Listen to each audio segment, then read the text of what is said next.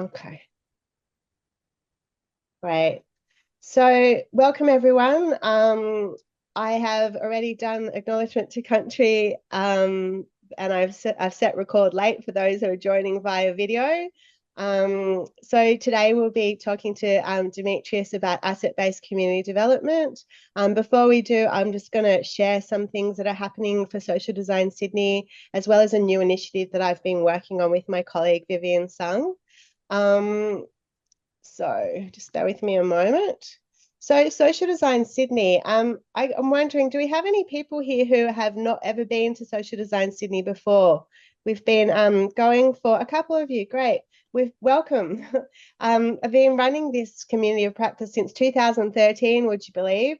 It started off UNSW, moved to UTS at the Design Innovation Research Centre, and then during COVID moved it online.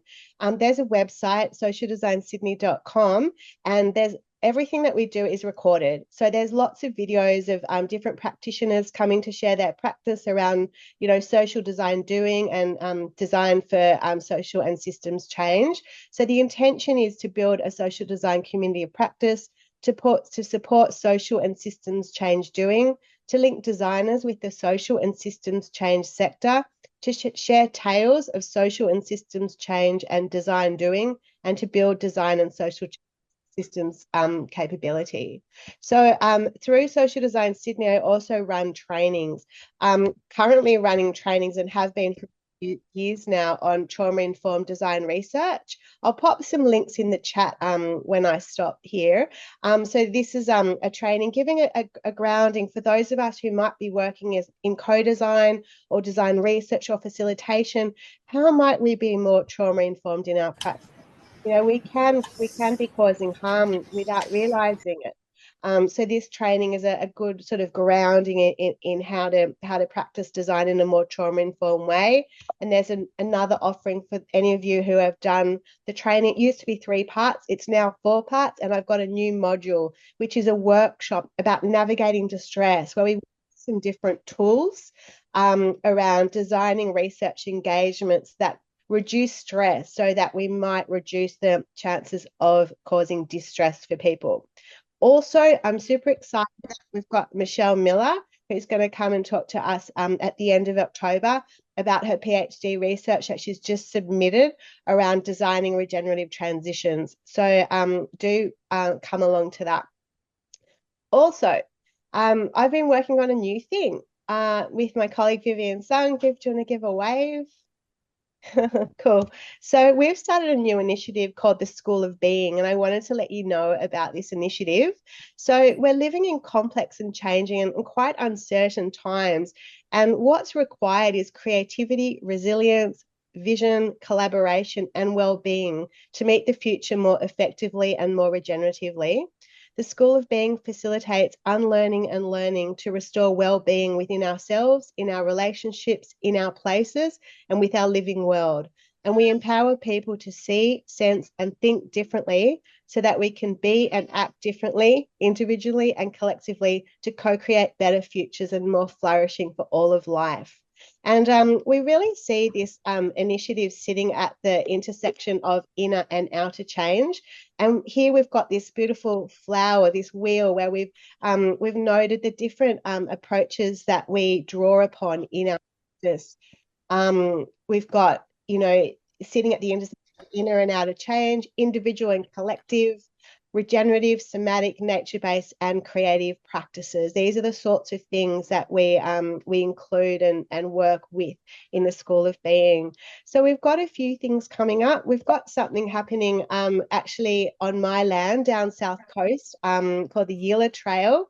It's part of a healing festival, and it's called Reconnecting with Your Nature.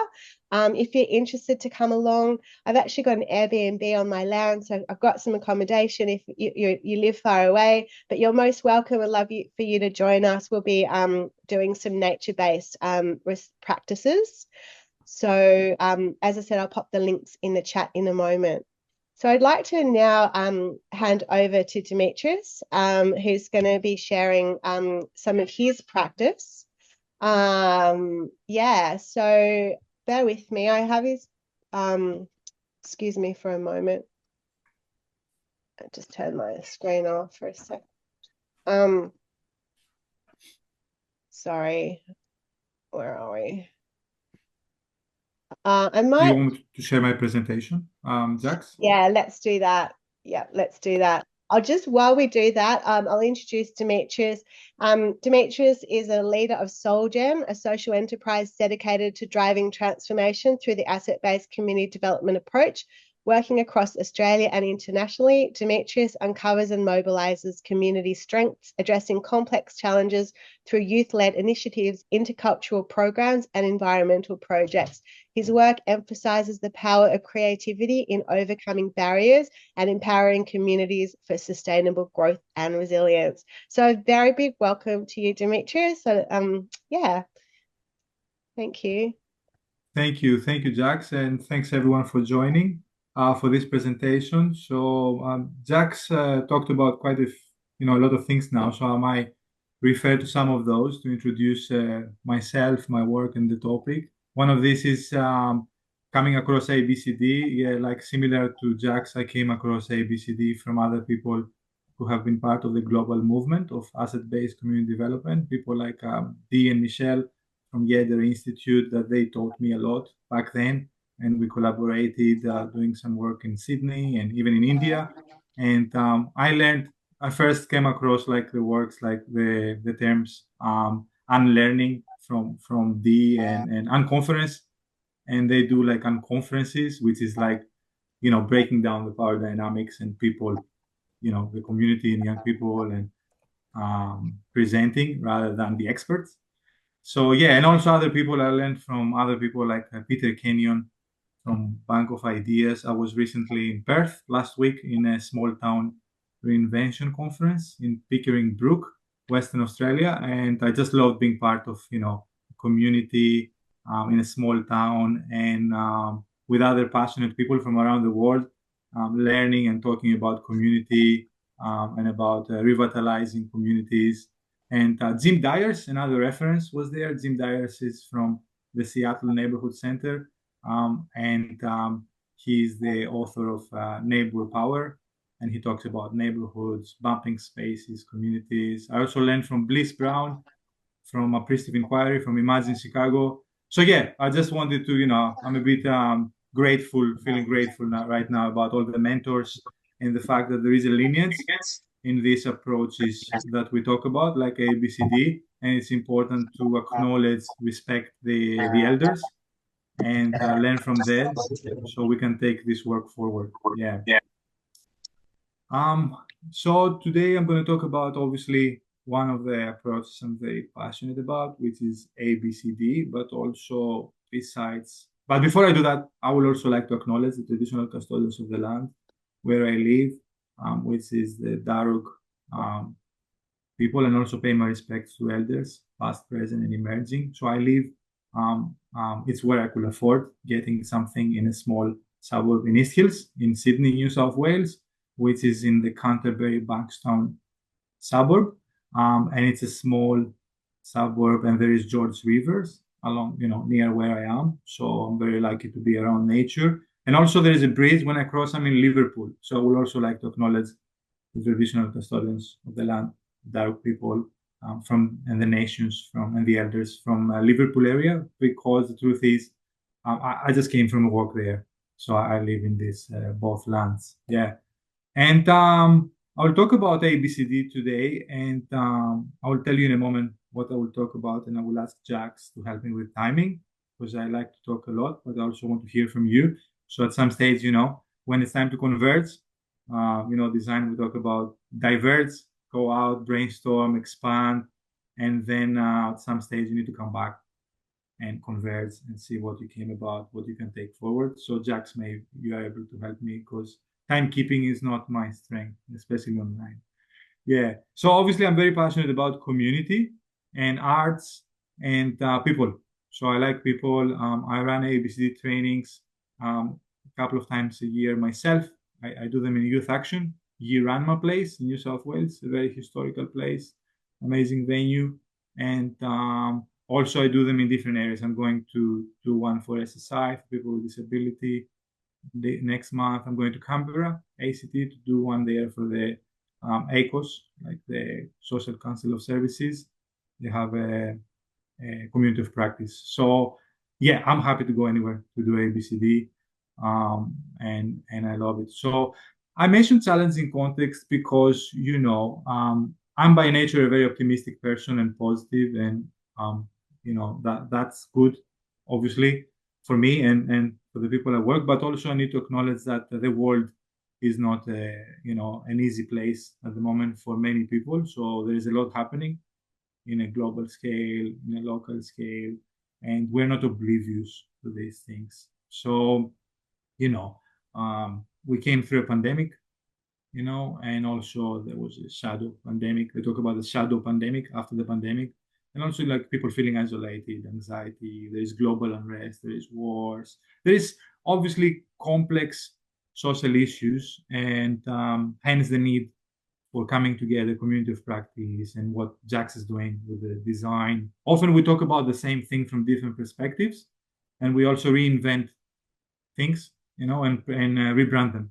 So pretty much people coming together, making sense of things, and moving forward in solidarity. Yeah, easy to say, and also quick to forget because it's quite polarizing. Often the environment we live. Yeah, I'm kind of like the in every challenge there is an opportunity person. So what is the opportunity? I think that's what also ABCD is about.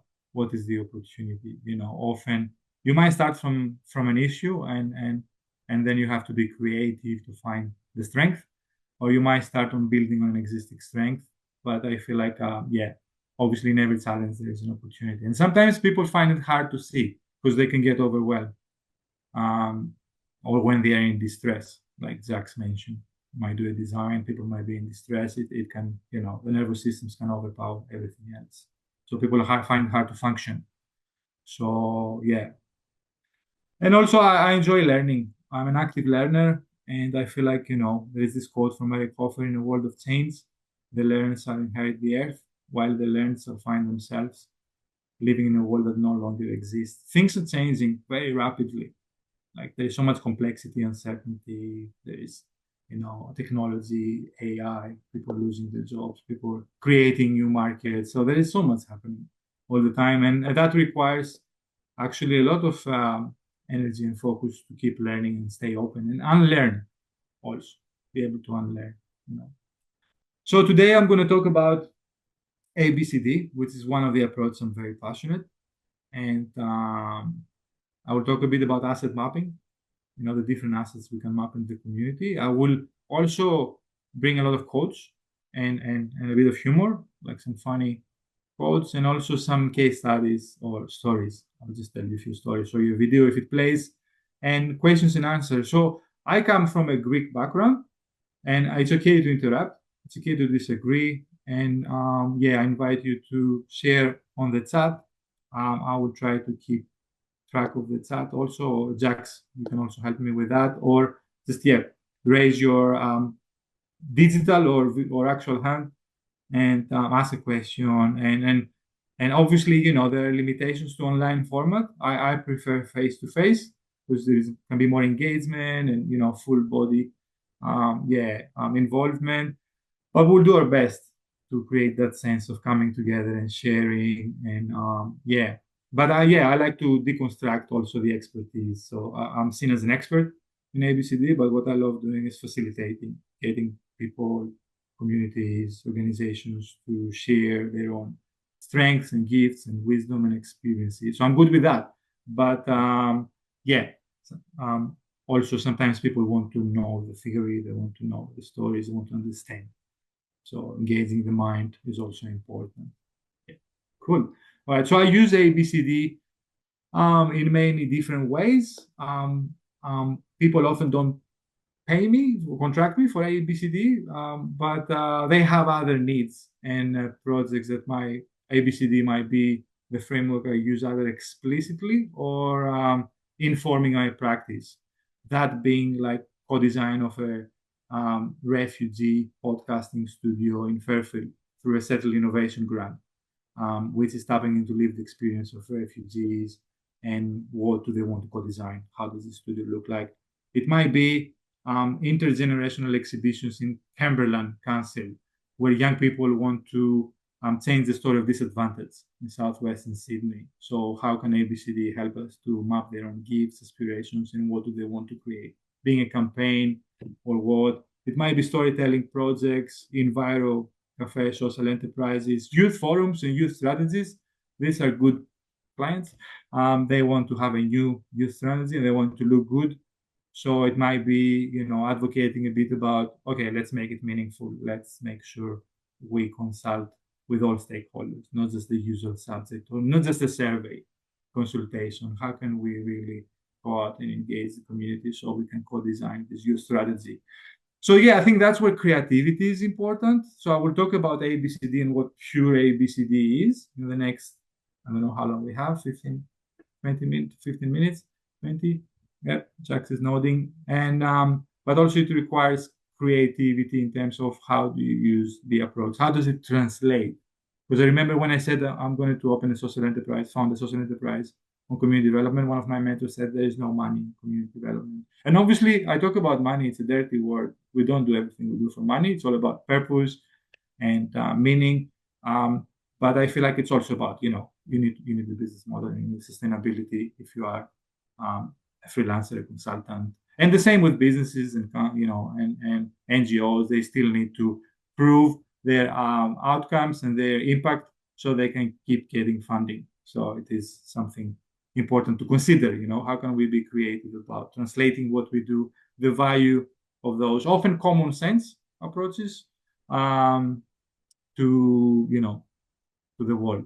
Yeah, this is some more cool photos of projects where I use a ABCD. So ABCD approach, I guess, a quick way to summarize the essence of that, and a lot of you might know, it's the glass half full analogy. So you can see a community full of issues, problems, and an individual or a place full of, we usually focus on unemployment, like domestic violence. There's a lot of funding now for domestic violence, and polarization, and sometimes we don't see the glass half full, which is what are the existing strengths within the community, the individual, the team, the place. So ABCD is not about ignoring all the problems, all the urgency, the pressing issues, because they are true and people are suffering from those.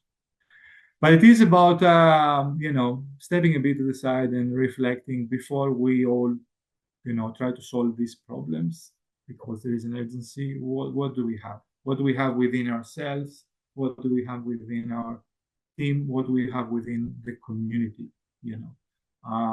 So yeah, it's a bit of a different approach. Talking about glass half full, drinking some water. It's good.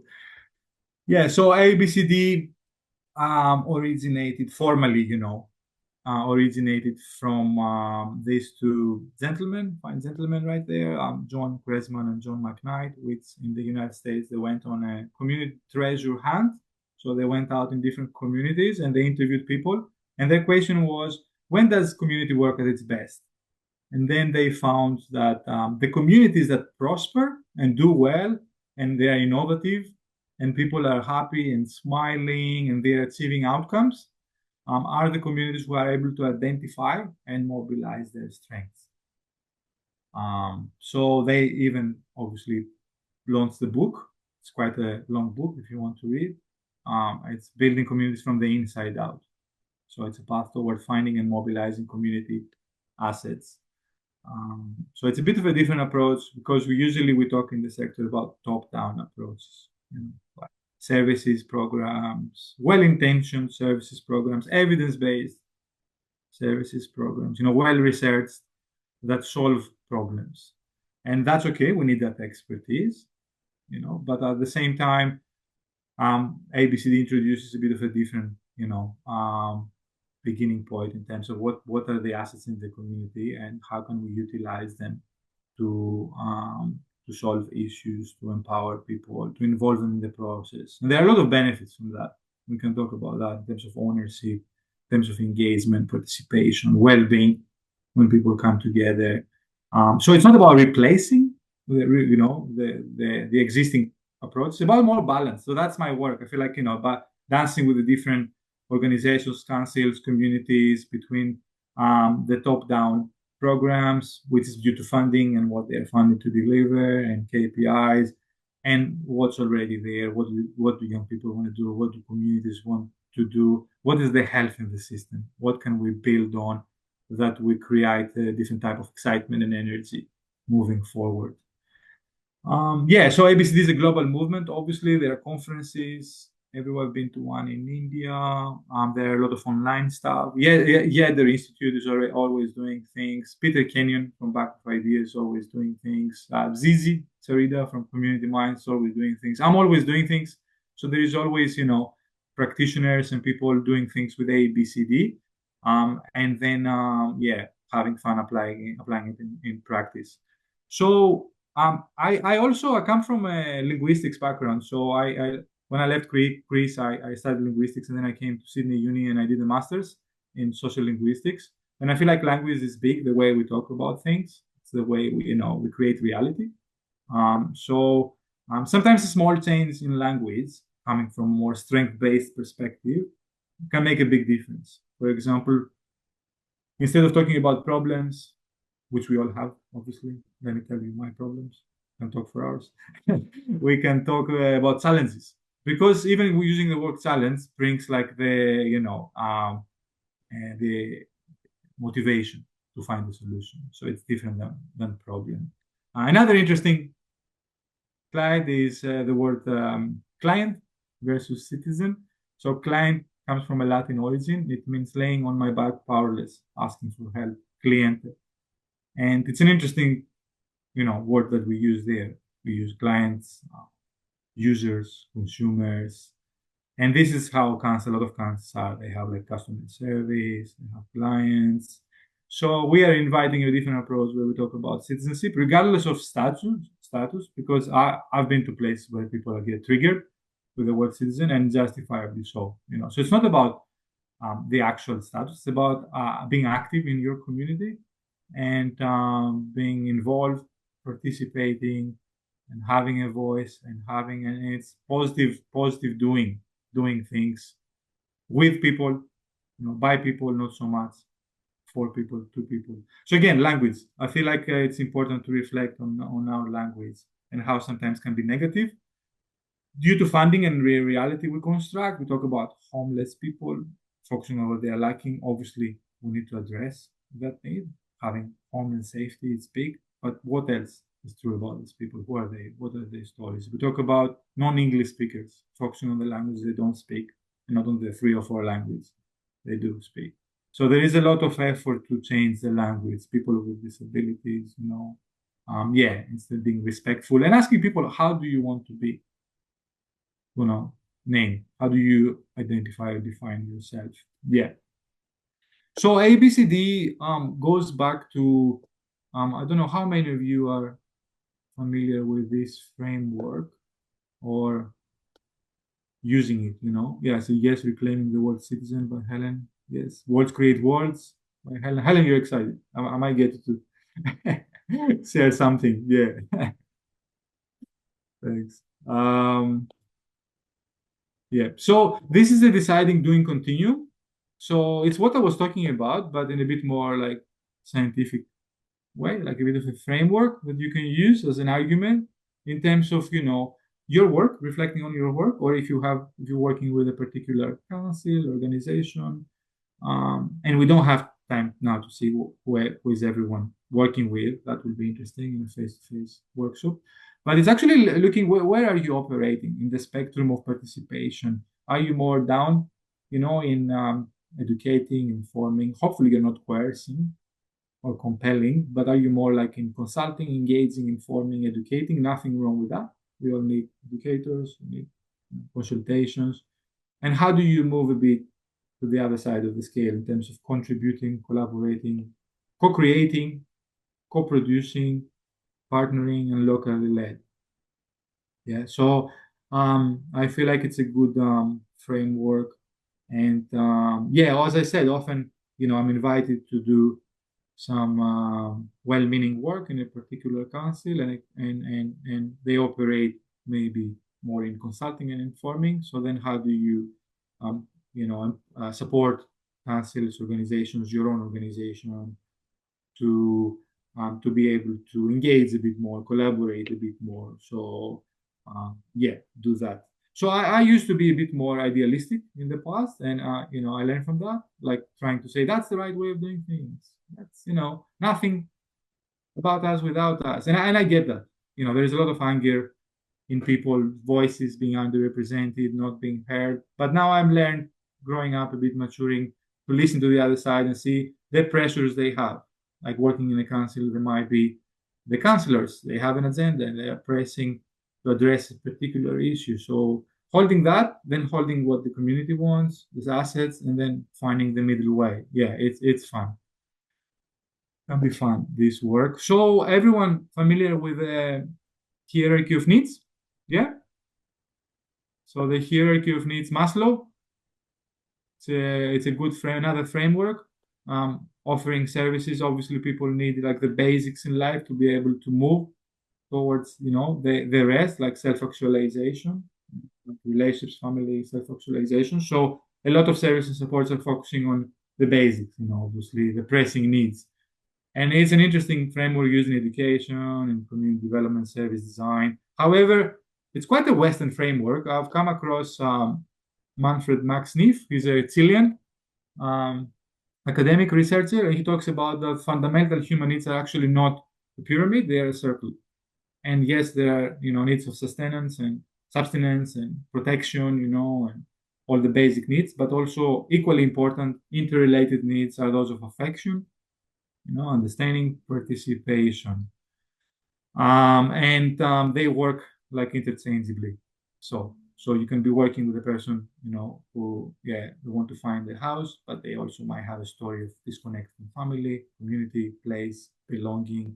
They might be isolated. So addressing only one need won't cut it in terms of getting that outcome and transformation, the positive outcomes. So this is different frameworks informing like my practice, ABCD, and they are many. Yeah, and everyone, I'm sure all of you have your favorite ones. So I guess I want to tell you a quick story about young people, how I came across ABCD without knowing ABCD and discovering ABCD years later, but how it came up for me personally. It's a bit of a founder story. Yeah, with quick one. So I found myself, it's a long story. Why? I found myself in Brazil, Sao Paulo, living in a small town at some states called Guararema. It's a small touristic town in Sao Paulo, Brazil, and I opened a business there, an English school, and I offered like a class, like an extra class, music class, and I get some young people, and that was free. So students could come, but also bring their friends who couldn't afford studying English, and it was in English songs and things like that. I didn't teach singing. I'm very bad in singing. So yeah, we had someone to do that, and I got some young people for really like rough backgrounds. Like one of them used to be like in many foster homes, and other young people. And I asked them, "What do you want to do? Like what would you like to do?" When I get to know them, and they said, "Look, we like music, and we would like to go out in the community and give back." Um, and that's what we did. So we started going out and we formed a collective, and other people joined. And we went to orphanages, we went to asylums, we went to elderly places, and they start performing, and they start singing, and they start involving with the community and doing this amazing work. And going back, I stayed in contact like on social media with them, and I can see that one became a singer, two of them became a singer, the other girl became a TV presenter, and they were doing well. They were doing great. The people that were involved in that project. So it makes me think about like working with young people's strengths and what do they want to do, instead of stereotyping young people as all or only needing a service and what we can do to assist them. So obviously, I'm very passionate about young people because we say that young people are not the future; they are the present, and you learn a lot from them. And I feel like sometimes we can work with them in a not so much empowering way when we don't involve what they want to do. So having this experience in Brazil, where there is no funding, there is only community solidarity, neighborhood, kindness, generosity, and they have their assets in the community. So there was a cultural center in Guararema. There was a Rotary Club who was supposed to do some charity community work. There were a lot of assets in the town, and seeing the young people being involved and that creating a sense of community really inspired me. And coming back to Australia, when I decided, I knew that I want to work in that way, in that empowering way. So the business didn't go so well, but I learned a lot. And yeah, I feel like I came across ABCD. So now coming back to Australia, I found the opposite problem. A lot of money, services, programs, and not enough sense of community. And we talk about the top-down issue. So this is some illustrations from a cartoonist from Western Australia. He made them on the spot in the conference last week, and it was part of the conversation. So a cartoonist was drawing the themes of the conference, Simon, yeah, this is an interesting thing about top-down decision. Hang on, what about us? All the agendas, it can be in a project, and then people coming together and decide to take action. So I think sometimes cartoons can be creative ways of illustrating that. So I have another story for you guys, which is about coming to Australia and working in the sector. So starting working in different roles, youth, community roles, and finding myself in Villawood. I don't know how many of you are familiar with Villawood in New South Wales. So it's a small suburb between Fairfield and Cabramatta. And it is there is even a newspaper article about Villawood, and it's called The Forgotten Suburb because it's in the middle. Yeah. So they even made a video about that, all the issues of Villawood, all the conflict, all the problems. And I was part of an organization. I was in a management position in the Strong Communities team, and we had a collective impact project, and we created like a report and a video about how bad the place is and what the services will do. But at the same time, we realized, a few of us, when we were there, that we don't know the people. For example, there's this social housing estate in Villawood, and there are a lot of millions thrown in programs like top-down solutions, and they don't work, they don't stick, they don't make a difference. So we realized, a few of us coming together from different organizations, Salvation Army, Housing, Mission Australia, that we don't know the people. So we don't know their strengths, we don't know what they care about, and we know all the problems, obviously. So we start meeting people like Sati, and when we ask them, obviously they talk to us about all the problems they have, but when we ask them, what do you enjoy doing? They talked about gardening. So then we discovered there is a community garden there, but the garden was gated. They was locked. The gate was locked. So a specific group of people had the key. So the community garden was not so communal. So we had to do a bit of investigation, go around and find who has the keys and open the garden, because a community member and some other told us that we actually want to use the garden because we feel better. And there is nothing that builds community faster than food, gardening, and people coming together. So we made sure that, Sadi has access to that garden because this is good for the well-being. And also it invites conversation around what makes people feel better and goes back to what Jax is designing, the new programs about being, I guess, and things like that. So we discovered that a lot of people care about gardening in Villawood from the social housing estate.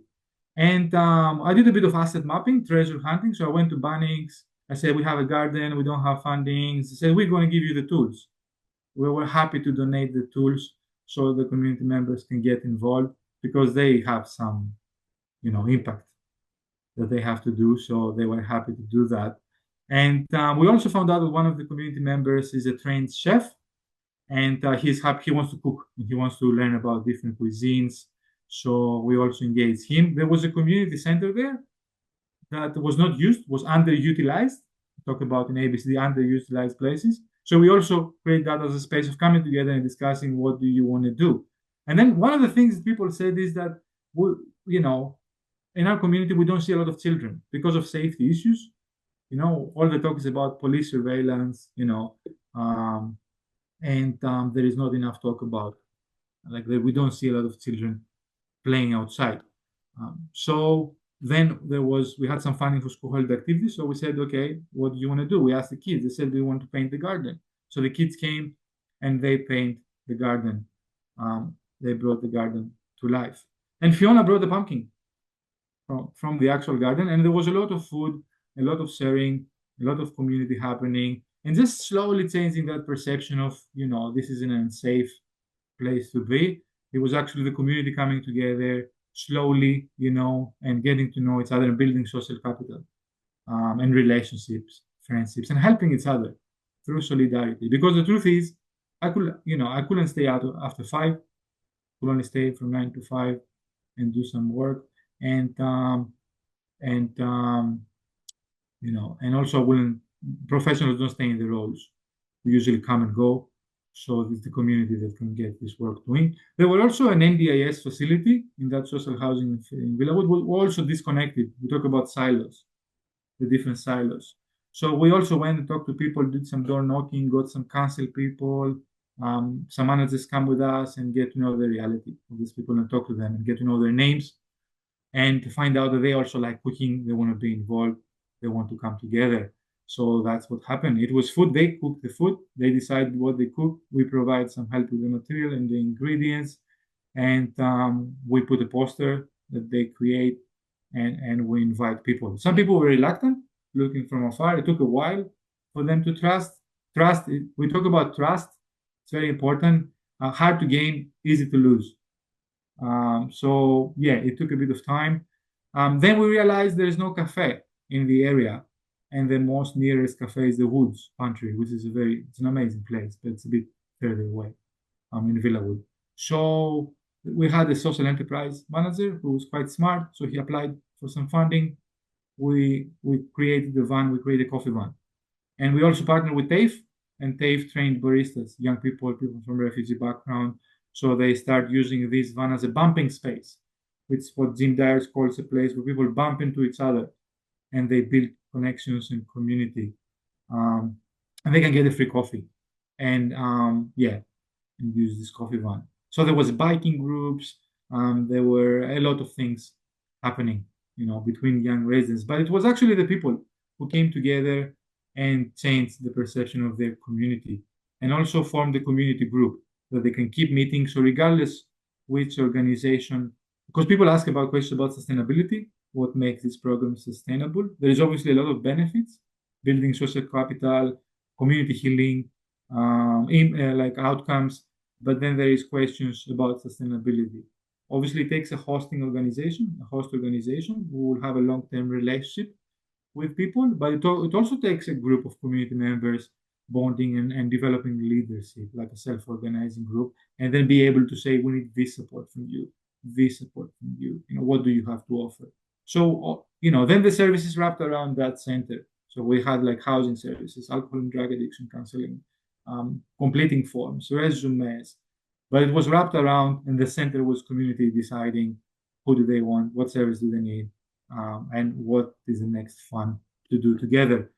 Which takes us back to ABCD, and that quote that I like from Margaret Mead, never doubt that a small group of thoughtful, committed citizens can change the world. Indeed, it's the only thing that ever has. So in going back a bit to ABCD, the foundation is that everyone has gifts, everyone has a story, and everyone has something to offer. And the question we ask is what people care enough to act in their community. And that's a different question in terms of what is the problem, what do you need to solve. So deficit-focused approach is about look at what we are missing. ABCD is about look at what we've got, and we've got enough. Obviously, we have to deal with the skeptics and pessimists. Someday we will all die Snoopy. True, but on all the other days we will not. And that makes sense. Yeah, so that's another illustration from the conference. We talk about the CAVE people. CAVE people is an acronym for Citizens Against Virtually Everything. And the truth is, these people exist. And we have one of this. Often I can wake up one day and feel negative. Nothing works. I'm cranky. And that's okay. It's just a day. But some people are really committed in resisting everything. So it's about engaging with them. So neighborhoods needs map, usually it looks like that. Crime, child abuse, graffiti, mental disability, unemployment, all the issues that we know, that gets the funding. Community asset maps is what is existing already in the community. So we talk about individual assets. Obviously, example was the cooking, gardening, what people can do, the skills, talents, abilities of people, what they know, what they care about, what they can do with their hands. And we talk about small communities. This is a different asset now. Talk about asset mapping. Is there any questions before I go to the asset mapping? And also, I'll check with time, see how we are tracking, because I can go on a row So about we ABCD. have around 14 minutes left, 15 minutes Oh, left. okay. So Yeah. Are there any questions? You can unmute yourself or you can share anything you want, because I will move to a asset mapping and talk about the different assets. But I'm also aware that I presented a lot so far. So let's see if there are any questions you can put on the chat. Or you can unmute yourself and just share something, a question, a comment, what you are enjoying, what you're struggling with so far. Yeah, just to gauge if there is any responses. Laura, yeah, Laura. Hi, hopefully I'm off mute now. Yeah. Potentially the question that I have is not so much about the asset mapping process, but it's Sure. about maintaining momentum once we do that. So what, because we've been going through that process, but it can be challenging to maintain that momentum. And a lot of it is dependent on some of the individuals who are involved, as well as some of my teams that are doing this work. Yeah. So you want to say a bit more, like 1 or 2 sentences around what you're doing and now? Yeah, for sure. We had created a community investment committee where we wanted to, our intention was to engage local employers to look at, projects and opportunities that would then create employment opportunities for some of the young people that we support. We've done the asset mapping in terms of the community. So there's a set of knowledge, not never fully complete. But where I observed the process falling over was just the momentum was really flagging. So whilst there was an idea that the group would be it would self-operate, it's never like that. So how do I maintain that momentum, or hopefully help some of my team to see what they can do to keep the group going? Yeah, no, it's a great question. I don't have a easy solution. I think I talked about that on the scale of participation. It does take time to build capacity in our professionals and organizations in the community, to hold space for things to emerge and to change the culture. And also deal with different forces, systemic forces, takes building capacity, holding space to build capacity, for advocacy within our organizations, to value this type of work, and to keep going, obviously. And from my experience, I don't know if that helps, Laura, it's about timing often. I see that there like a time where things come together, like it happened in Villawood, and we got momentum and it worked. And there is still the ripple effects of that in the community. A lot of the people left, but the community keeps going. I'm observing the social media page on Facebook, and also I visited them. I visited Sati and took him for an ice cream, because Villawood has also the #1 gelato place. They won an award in gelato. So I went there with Sati and I was asking how you're doing, and he was sad that a lot of people left, but also happy to have a bit of a community. So I think my feeling is, my hypothesis, and I will have to, talk to you more, and I'm happy to do that, is sometimes our expectations is a bit unrealistic, our pressure. Obviously, there is a lot of desire to do this type of work and create this community investment, community practices, and it takes time. In learning, we talk about the zone of proximal development. What is the next small step, baby step to get there? And sometimes I feel like I often find myself, even in my training, jumping ahead, and then people are left behind. So I think one code that we use in ABCD is move at the speed of trust. So trust is very important, move at the speed of trust. And I know when I'm not doing that. And I see some also amazing contributions from Jack. What is in for people? Because often we come from, oh, why is it important to us? What is our agenda? And we know it's good for them, but we decide and that's also a power dynamic. So it's important to, put that on the decision table with people, be honest. That's our benefit. What is it in for you? What people care enough to act? I'm reframing what Zach is saying. Start small and build momentum, move at the speed of trust. Yeah, like the smart start small. And also, I feel like I value, Laura, you caring about that and realizing about the momentum, because it does take care, attention, and continue realignment. Do we need to slow down? Do we need to build more capacity? What do we need to do? Do we need to bring some support? Yeah. So I'm not answering the question fully, but I feel like sometimes it is a process, Yeah. Nice, thank you. Any other questions or comments before we move on to the asset mapping? Put your hand up.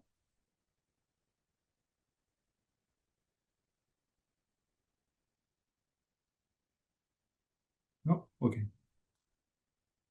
Right. Well, it's we continue the conversation.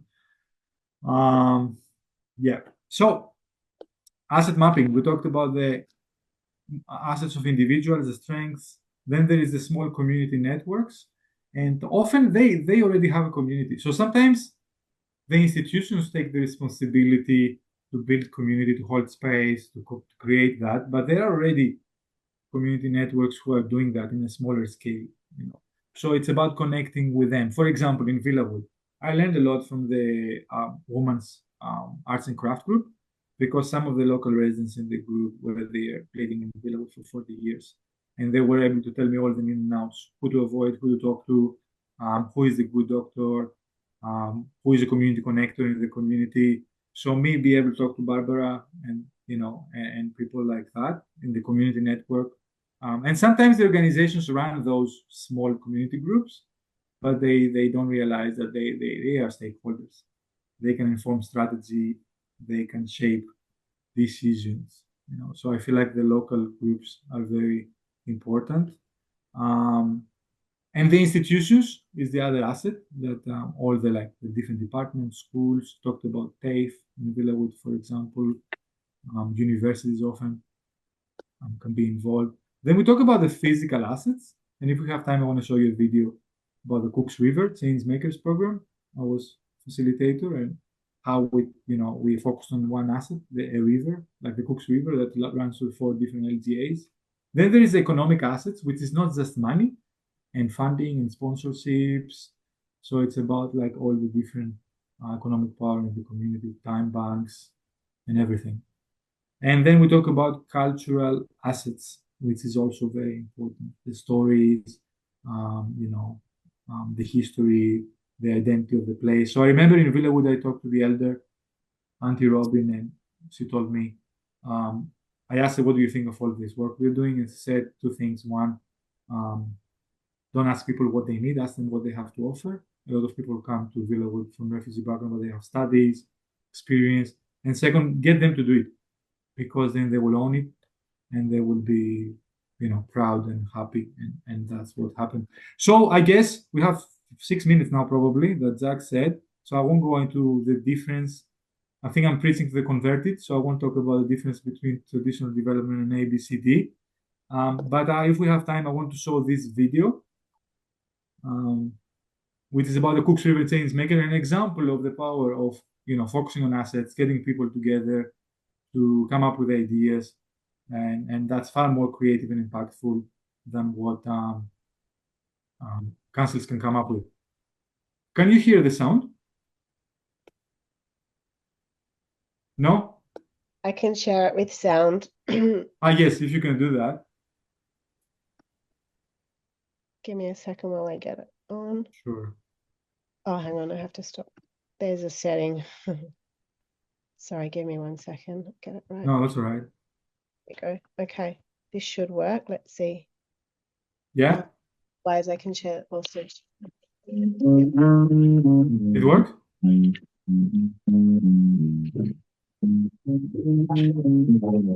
Oh, I think there are two sounds playing. Maybe you should share the video, Jax, because the sound comes from you.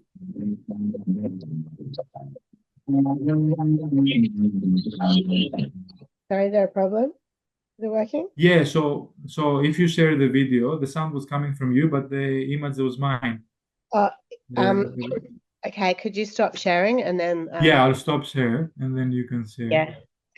Sorry, we'll get there, guys. All right, that should work. I'll just. And it was like, yeah. See, otherwise I can send the link. We can watch it. And...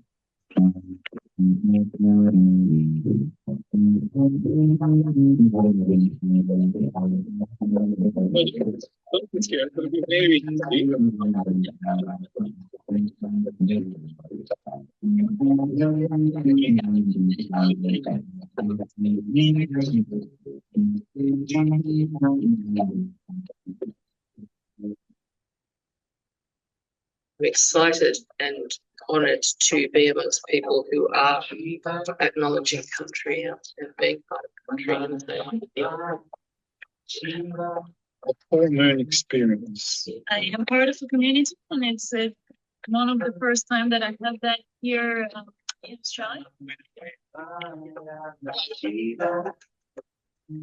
I realize how simple it is to create a project as long as you have motivated and like-minded people around you. That we all have so much power. That's the beauty of it. Seeing you guys out there when the canoe going out there was, I want to witness the women fight. Okay, I think I might just share the link. yeah, just share the link. Yeah. Also with time. Yeah, so a couple of minutes left. Yeah, so I might, finalize this session, this presentation, and just say that some of the ideas that came from the Cooks River were coming from the community through a process of open space technology. So they decide what ideas they want to come forward. And we did a World Cafe. So I don't know if you're familiar with these methodologies from Art of Hosting. And they come with these ideas, and we couldn't have thought of those, like full moon walking and everything. So now, we have a few minutes left. So any final thoughts, questions, or comments from you are invited before I hand it over to Jack. Jack's obviously had a lot of more slides and stories to share and data and everything, but that's it for the day. So I want to hear from you. Maybe what you're taking away or anything you want to share with us. All right, pass it back to Jack.